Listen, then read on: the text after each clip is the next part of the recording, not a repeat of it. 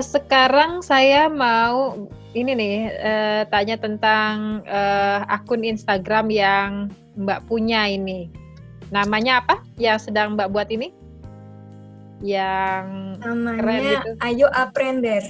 Ayo Aprender.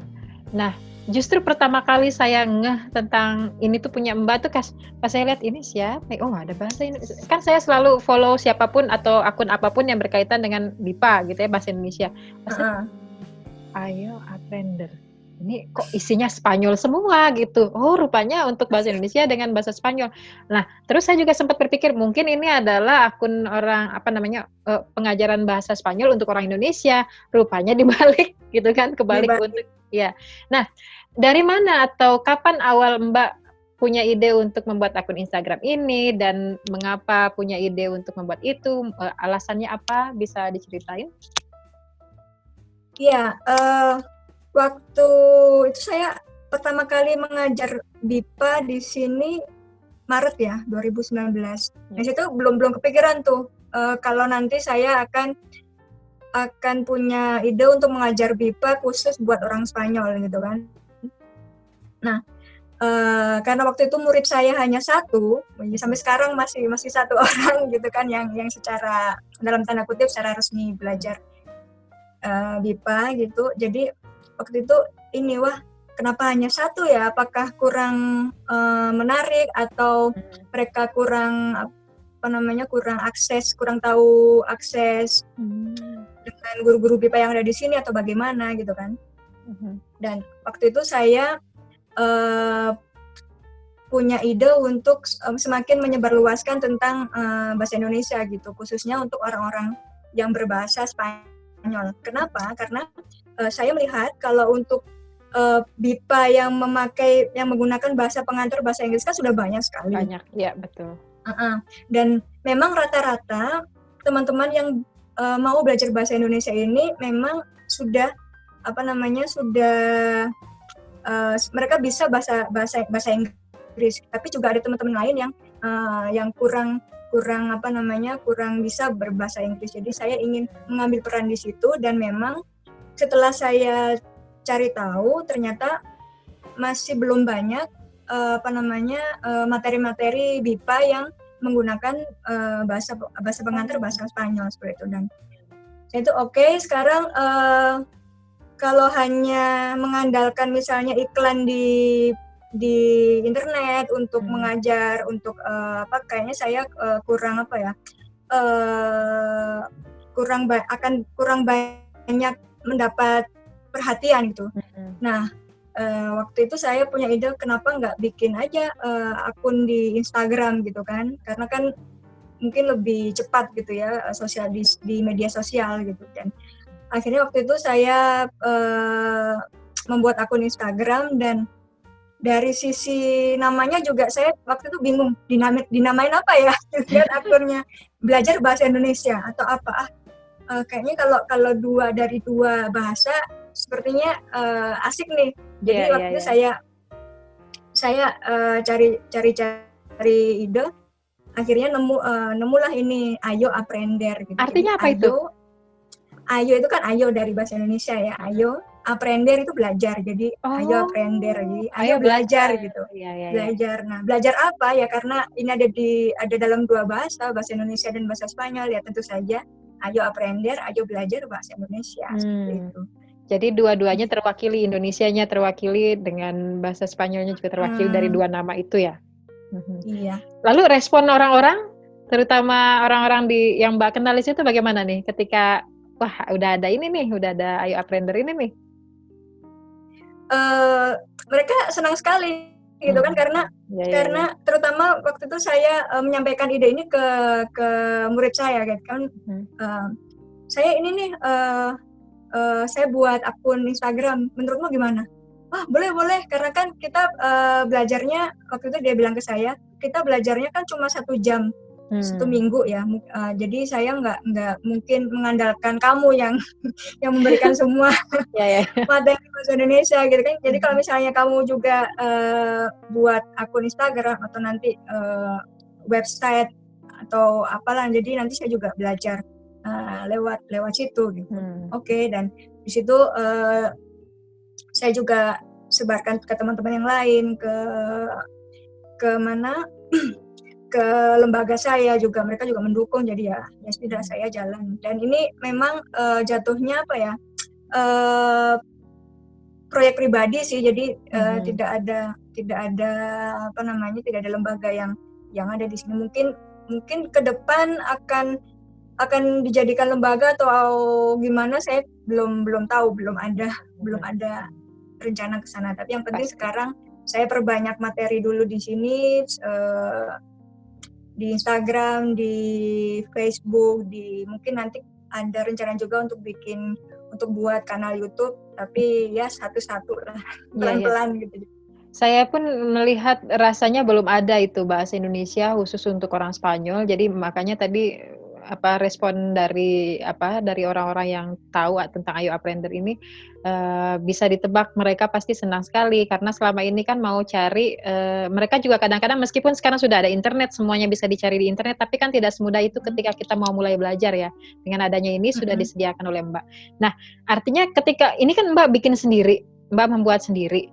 Dan karena tadi saya seperti yang tadi saya bilang, ini belum ada yang membuat, artinya Mbak juga pasti harus mencari-cari sendiri sumbernya begitu, atau membuat sendiri. Nah, itu gimana tuh? Susah atau tantangannya seperti apa? Karena kebayang ini membuat sendiri. Saya pikir tadi ada yang bantu bikin kayak desain gambarnya, karena itu menarik sekali, tampilan Instagramnya juga menarik gitu. Semuanya sendiri. Dari awal saya belajar sendiri. Oh. Jadi jadi makanya setiap misalnya saya ingin memberikan materi berbagi tentang pronomina gitu. Jadi saya cari-cari sumbernya, buku-buku dari internet, dari Badan Bahasa juga saya download, saya unduh semua itu buku-buku yang ada di lamannya Bahasa Indonesia, Badan Bahasa itu. Terus untuk membuat desain di Instagram juga, karena saya tidak ada keahlian editing grafis gitu seperti Photoshop atau apa, jadi saya pakai yang aplikasi yang sederhana aja gitu. Karena kan masih sendiri juga, jadi yang gampang aja lah, yang penting mewakili gitu ya, representatif, dan bisa dipelajari dengan mudah gitu, ditangkap dengan mudah oleh para teman-teman yang mau belajar ini. Jadi tadinya saya mau tanya apa nih rencana selanjutnya untuk Ayo Aprender ini, tapi tadi Mbak udah kasih bocoran sedikit, mungkin ke depannya ada channel untuk YouTube-nya juga, mungkin seperti itu ya. Jadi pasti pengembangannya masih ini kali ya Mbak, masih. Jadi kan waktu itu saya buat akun Instagram yang isinya mungkin hanya yaudah ini tentang perbedaan misalnya penggunaan kami dan kita, atau misalnya homonim di bahasa Indonesia itu apa aja, atau dan lain-lain lah. Tapi saya waktu itu kurang kok masih belum banyak yang tahu gitu, masih sedikit. Jadi waktu saya berinisiatif untuk membuat, misalnya waktu itu ada satu lagi produk dalam tanda kutip, produknya Ayo Aprender ini namanya Ayo Ablar. Ayo gitu? Ablar, jadi jadi Ayo Ablar itu artinya bicara atau ngobrol gitu. Ngobrol gitu ya. Jadi saya buat semacam pertemuan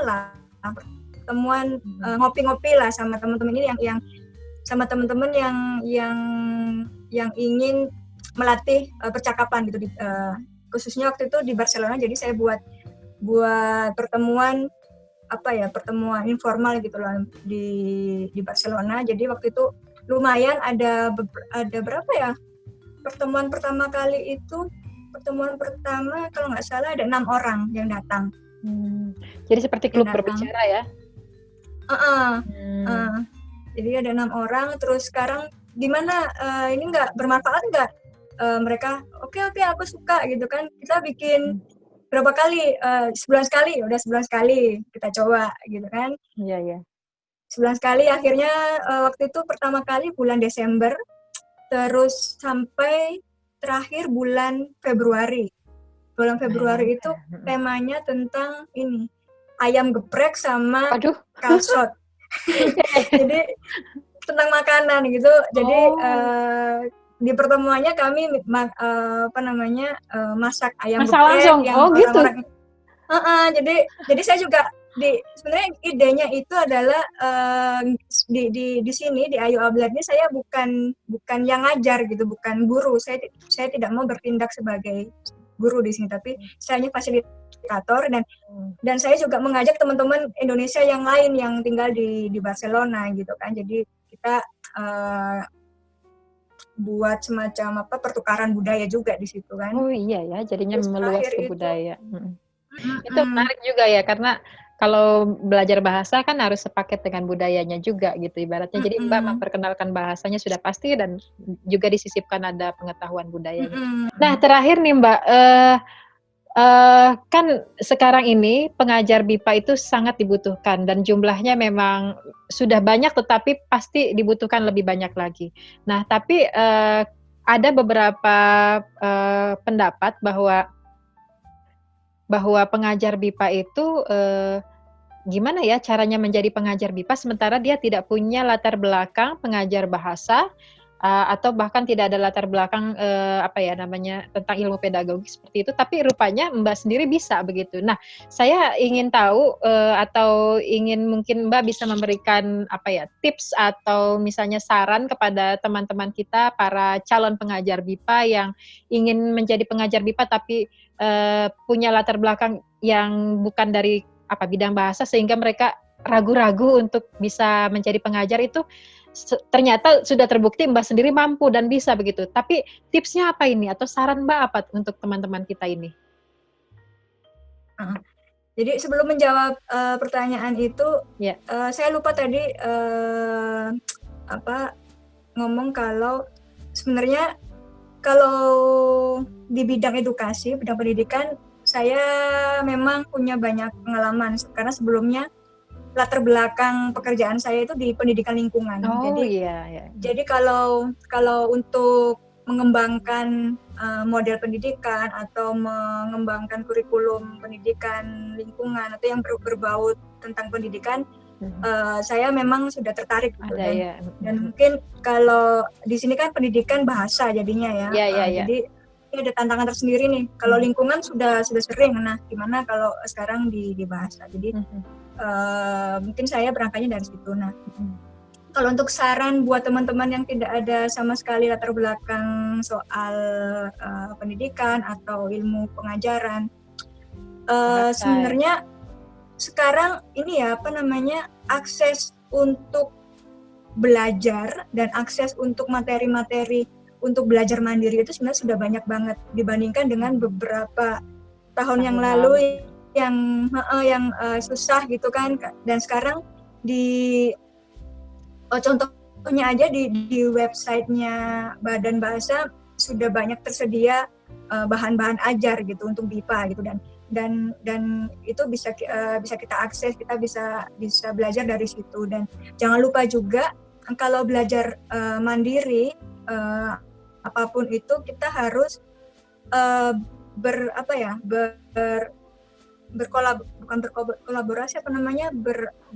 berkoneksi dengan teman-teman yang lain misalnya.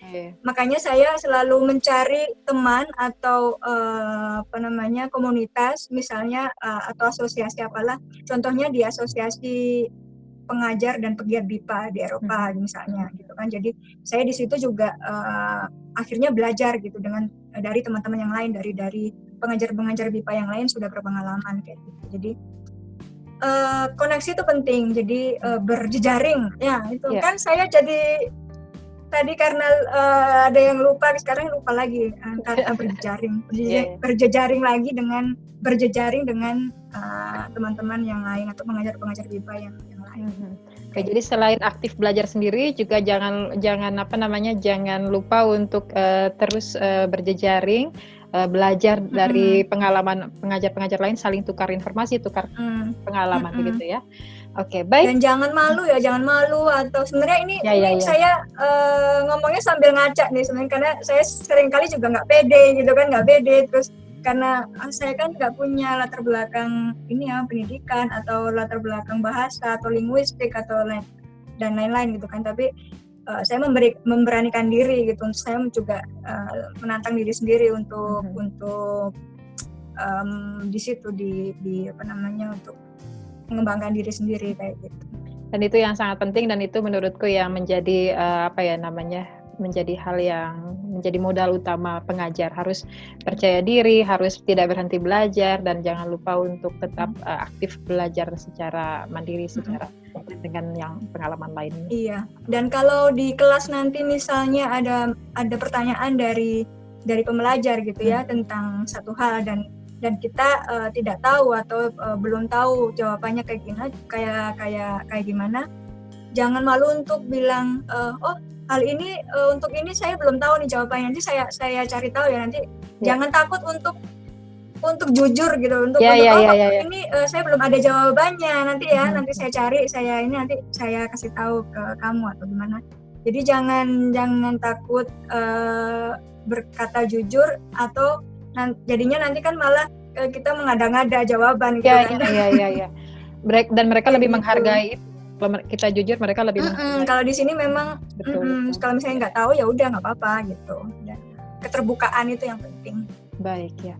Baik Mbak, ini nggak kerasa waktunya, dan sebetulnya masih banyak pertanyaan, tapi mudah-mudahan nanti bisa kita lanjutkan di lain waktu. Yang pasti saya berterima kasih sekali untuk Mbak Putri, dan terima kasih untuk pengalaman-pengalaman yang sudah dibagikan. Saya yakin pasti teman-teman belajar banyak juga dari pengalaman Mbak. Dan sukses terus untuk Ayo Apprendernya.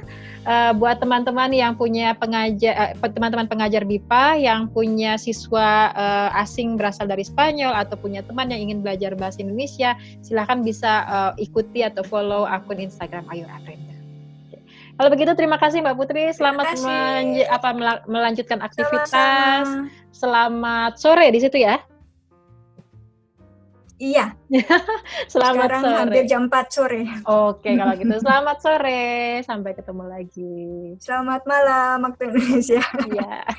Nah, teman-teman, itu tadi obrolan saya dengan Mbak Putri. Kepada kalian yang sudah menyimak segmen Teman Ngobrol kali ini, terima kasih banyak. Dan jangan lupa kalau kalian menyukai obrolan ini dan mendapatkan informasi yang menurut kalian penting atau menarik, silahkan klik tombol like, mungkin juga bisa subscribe, atau lebih baik lagi kalau dibagikan kepada orang lain. Terima kasih telah menyimak obrolan kami. Sampai jumpa di episode Teman Ngobrol berikutnya. Terima kasih, bye-bye.